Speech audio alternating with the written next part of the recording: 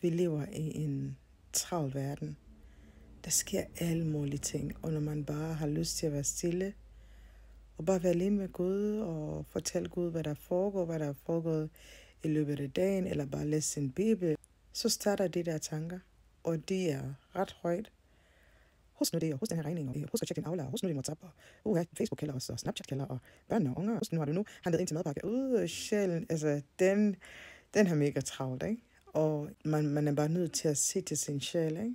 Min sjæl, hvad vil du mere, end bare være her i Guds nærvær?